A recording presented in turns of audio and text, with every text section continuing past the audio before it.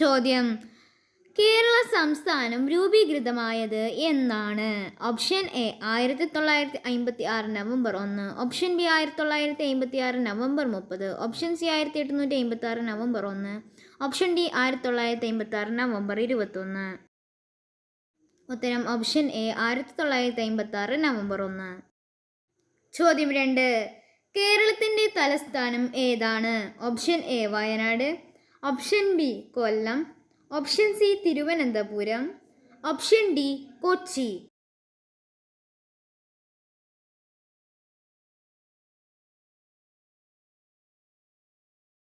ഉത്തരം option C Thiruvananthapuram. ചോദ്യം 3: കേരളത്തിലെ ജില്ലകളുടെ എണ്ണം എത്രയാണ്? Option A 10, option B 14, option C 12, option D 3. ഉത്തരം ഓപ്ഷൻ ബി 14. ചോദ്യം 4: കേരളത്തിൻ്റെ ഔദ്യോഗിക വൃക്ഷം ഏതാണ്? ഓപ്ഷൻ എ മാവ്, ഓപ്ഷൻ ബി തെങ്ങ്, ഓപ്ഷൻ സി പ്ലാവ്, ഓപ്ഷൻ ഡി കവുങ്ങ്.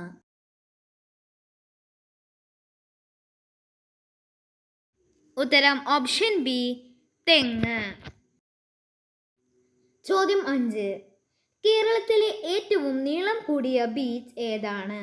Option A Varkala beach, option B Kollam beach, option C Kovalam beach, option D Muzhappilangad beach.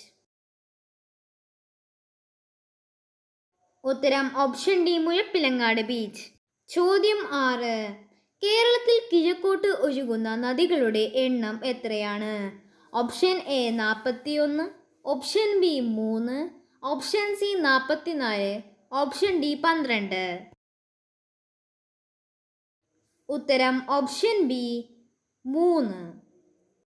ചോദ്യം 7: കേരളത്തിൽ വനമില്ലാത്ത ജില്ല ഏത്? Option A Wayanad, option B Thiruvananthapuram, option C Alappuzha, option D കൊല്ലം.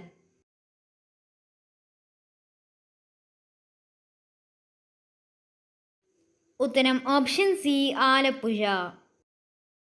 ചോദ്യം 8: പക്ഷിപാതാളം സ്ഥിതി ചെയ്യുന്ന ജില്ല ഏതാണ്? Option A Pathanamthitta, option B Kannur, option C Wayanad, option D Kozhikode.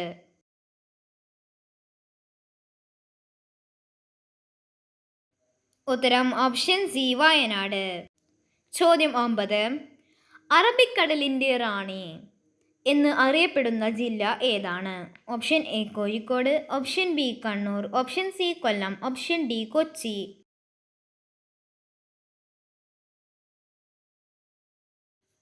ഉത്തരം ഓപ്ഷൻ ഡി കൊച്ചി. ചോദ്യം 10: കേരളത്തിലെ വിമാനത്താവളങ്ങളുടെ എണ്ണം എത്രയാണ്? Option A 4, option B 5, option C 3, option D 2.